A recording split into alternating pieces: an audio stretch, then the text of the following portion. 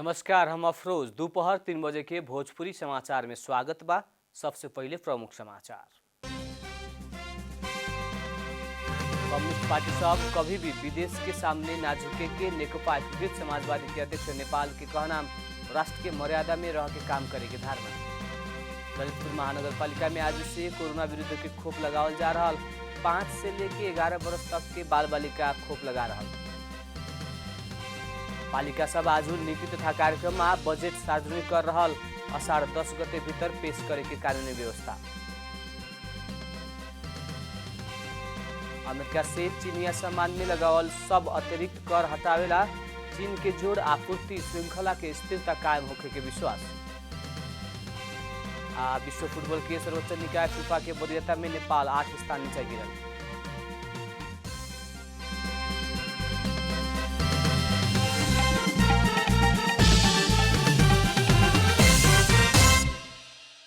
अब पूरा समाचार। नेकपा एकीकृत समाजवादी के अध्यक्ष एवं पूर्व प्रधानमंत्री माधव कुमार नेपाल कम्युनिस्ट पार्टी सब कभी भी विदेशी के सामने लंपसार ना पड़े के बतौले बानी। सुके पार्टी केंद्रीय कार्यालय में बैठल पोलिट ब्यूरो बैठक के संबोधन करत अध्यक्ष नेपाल कोनो भी कम्युनिस्ट पार्टी विदेशी के सामने ना झुके के वहाँ के बतौनी। वहाँ के कम्युनिस्ट पार्टी कभी भी विदेशी के इशारा में चले ना सके के भी बतौनी। अध्यक्ष नेपाल कम्युनिस्ट पार्टी और कम्युनिस्ट आंदोलन से देशभक्ति के महत्व देवे के उल्लेख करत राष्ट्र राष्ट्रीयता के रक्षा राष्ट्र के मर्यादा में रह के बात के केंद्र बिंदु में रख के आगे बढ़े के बताउनी है। कम्युनिस्ट पार्टी र कम्युनिस्ट आन्दोलनले देशभक्तिलाई महत्व दिन्छ। विदेशीहरूको सामु लम्पसार पर्दैन, विदेशीहरूका सामु घोडा टेक्दैन, विदेशीहरूका इशारामा नाच्दैन, विदेशीहरूको स्वार्थमा चल्दैन र आफ्नो देश, आफ्नो राष्ट्र, राष्ट्रको हितको रक्षा, राष्ट्रको मर्यादा अभिवृद्धि गर्ने कुरालाई केन्द्रबिन्दुमा राख्छ। अध्यक्ष नेपाल पार्टी के पोलिट ब्यूरो बैठक में राजनीतिक और संगठनात्मक प्रतिवेदन पेश होके के बतौनी हुए। वहाँ के कृषि के संबंध में बनल नीति और तरीका अवलंबन करके ओके समीक्षा करे के आवश्यक रहल बतौनी हुए। अध्यक्ष नेपाल परिस्थिति के विश्लेषण करे से पहले अभिन आवश्यकता रहल कहत परिस्थिति के ठोस विश्लेषण करे सकला पर ही नीति तर्जुमा करे सके के और पार्टी मजबूत बने के बतौनी। ललितपुर महानगर पालिका में 5 वर्ष से लेकर 11 वर्ष तक के बाल बालिका के आज से कोरोना विरुद्ध के खोप लगावल जा रहा बा। काठमाडौँ महानगर पालिका में बाल बालिका के कालू से ही कोरोना विरुद्ध के खोप देवे के शुरू कल गई रहे। ललितपुर महानगर पालिका से जारी कैल सूचना मुताबिक शनिचर बाहेक अषाढ़ 10 गते से 15 गते तक विद्यालय व वार्ड स्थित स्वास्थ्य संस्था में खोप कार्यक्रम संचालन होगी। आज वार्ड नंबर 1, 2 और 3 के बाल बालिका के कोरोना विरुद्ध के खोप देवे के ललितपुर महानगर पालिका जनौले बा। अषाढ़ 12 गते वार्ड नंबर 4, 5, 6 और 7 में, अषाढ़ 13 गते वार्ड नंबर 8, 9, 10, 11, 12, 13, 14 में खोप कार्यक्रम संचालन होगी। तो वैसे अषाढ़ 14 गते वार्ड नंबर 15, 16, 17, 18, 19, 20, 21 में और अषाढ़ 15 गते वार्ड नंबर 22, 23, 24, 25, 26, 27, 28, 29 वार्ड में खोप कार्यक्रम संचालन होगी। भोजपुरी समाचार में अब छोट विश्राम।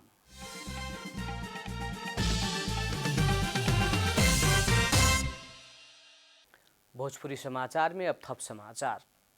काठमाडौँ महानगर उपत्यका में भारी वर्षा भइल जल तथा मौसम विज्ञान विभाग जनौले बा।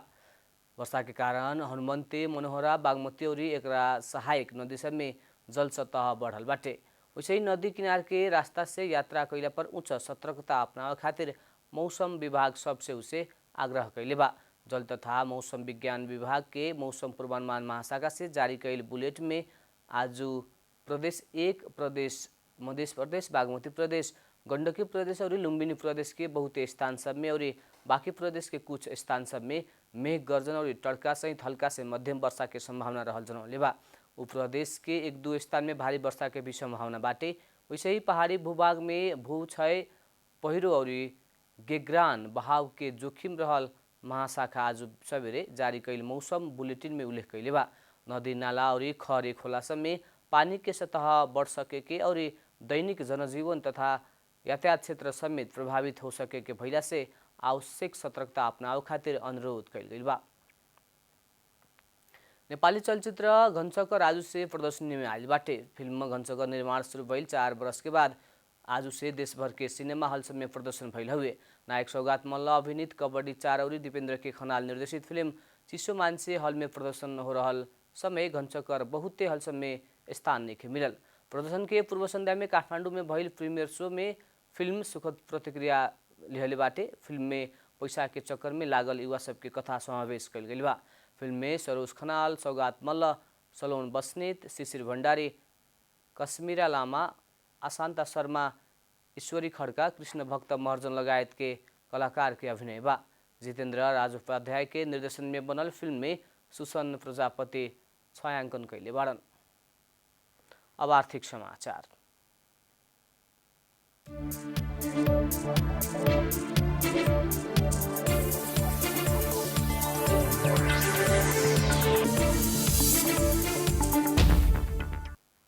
आज देश के अधिकांश पालिका सब नीति तथा कार्यक्रम और बजेट सार्वजनिक कर रहल बा।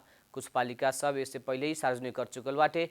पालिका सब अषाढ़ 10 गते भीतर नीति तथा कार्यक्रम और बजेट पेश करके अषाढ़ महीना भीतर पारित कर सके परे के कानूनी व्यवस्था बा। उहे मुताबिक बहुत जैसन पालिका सब आज नीति तथा कार्यक्रम और बजेट ल्या रहल बा। केंद्र सरकार जेठ 15 गते और प्रदेश सरकार अषाढ़ 1 गते बजेट ल्याइल रहे। वैसे ही आधार में स्थानीय तह सब बजेट ल्यावेला। अंतर सरकारी वित्तीय हस्तांतरण ऐन मुताबिक स्थानीय तह अषाढ़ 10 तक बजेट पेश करे सके परी। ये व्यवस्था याद करावत संघीय सरकार स्थानीय तह के समय में ही बजेट ल्यावे खातिर ध्यानाकर्षण कराउले रहे। समय में ही बजेट नाइला पर संघीय सरकार से संबंधित स्थानीय तह में जाए वाला अनुदान और राजस्व बाँडफाँड में समस्या परे के चेतावनी अर्थ मंत्रालय देहले बा। भोजपुरी समाचार में अब छोट विश्राम।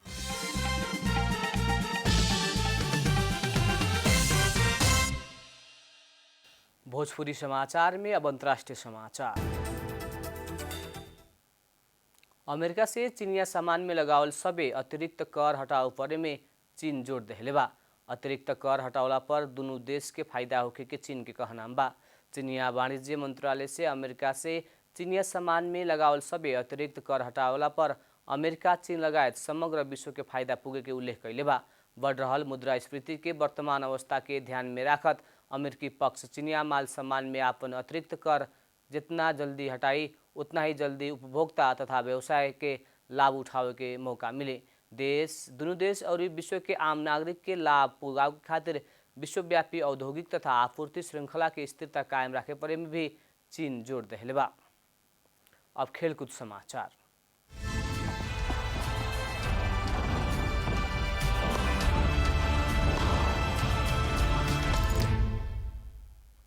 विश्व फुटबॉल के सर्वोच्च निकाय फीफा वरीयता में नेपाल 8 स्थान नीचे गिरल बा। फीफा से कालू सार्वजनिक कैल नया वरीयता में नेपाल के वरीयता गिरल हुए। नया वरीयता में नेपाल 176वां स्थान में रहल बाटे। अगिलका वरीयता में नेपाल 168वां स्थान में रहे। नेपाल दक्षिण एशियाली राष्ट्र के वरीयता के तेसरका स्थान में बाटे। नेपाल से पहले भारत और मालदीव्स बा। भारत 104वां स्थान में बाटे। मालदीव्स 156वां स्थान में बा। नेपाल से नीचा भूटान, बांग्लादेश, श्रीलंका और पाकिस्तान बाटे। बांग्लादेश 192वां, भूटान 186, पाकिस्तान 196 और श्रीलंका 207वां स्थान में बाटे। नया वरीयता के शीर्ष स्थान में ब्राजील रहल बाटे। वैसे बेल्जियम दूसरे स्थान में, तेसरे स्थान में अर्जेंटीना, चौथा में फ्रांस और 5वां स्थान में इंग्लैंड रहल बा। स्पेन 6वां, इटाली 7वां, नीदरलैंड्स 8वां, पोर्चुगल 9वां और डेनमार्क 10वां स्थान में बा। अंत में प्रमुख समाचार फिर एक बेर।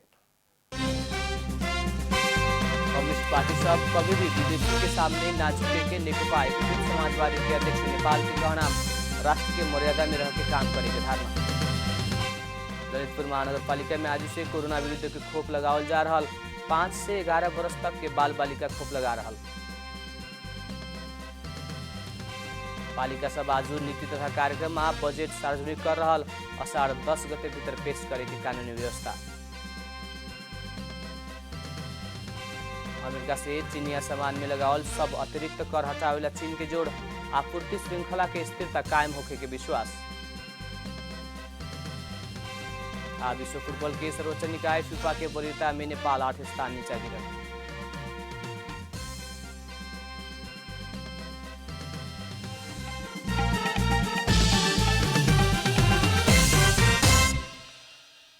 भोजपुरी समाचार अभी खातिर इतना ही। जनता द्वारा जनता खातिर प्रसारित जनता टेलीविजन देखत रहें। प्रणाम।